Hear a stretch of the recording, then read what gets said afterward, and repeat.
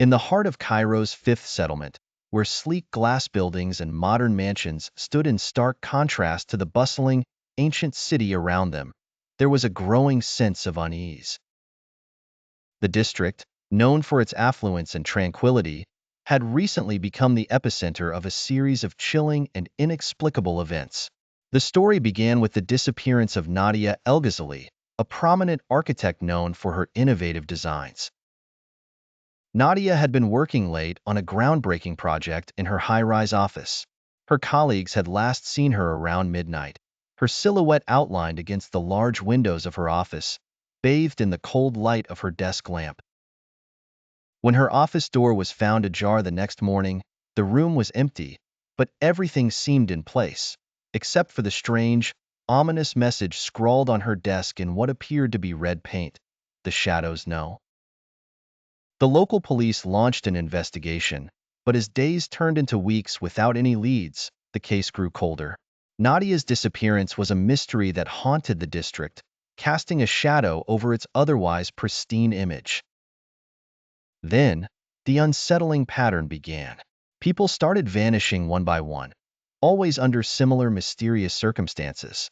The disappearances all occurred late at night, and the victims included influential figures and ordinary citizens alike. Each scene was marked by eerie messages and the same unnerving symbol, a shadowy figure with piercing eyes, drawn in a cryptic scrawl.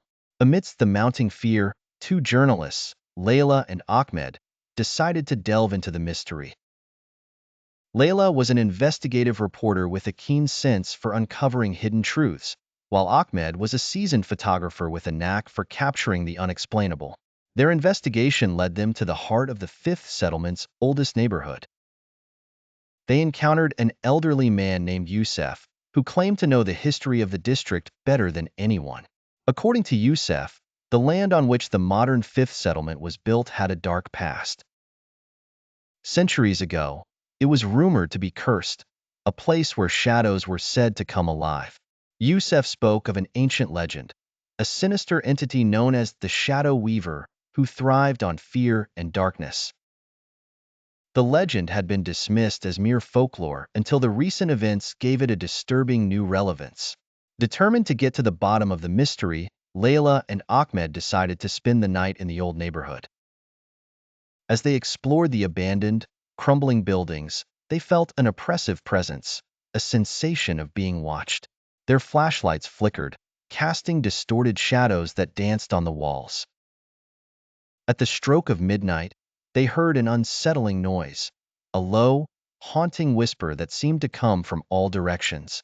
They followed the sound to an old, decrepit mansion at the edge of the neighborhood. Inside, they found a hidden room, filled with strange symbols and artifacts. On the wall, a large mirror stood, covered in a thick layer of dust. As Ahmed wiped the dust away, the reflection revealed something that made their blood run cold. Behind them, in the mirror, was a shadowy figure with glowing eyes.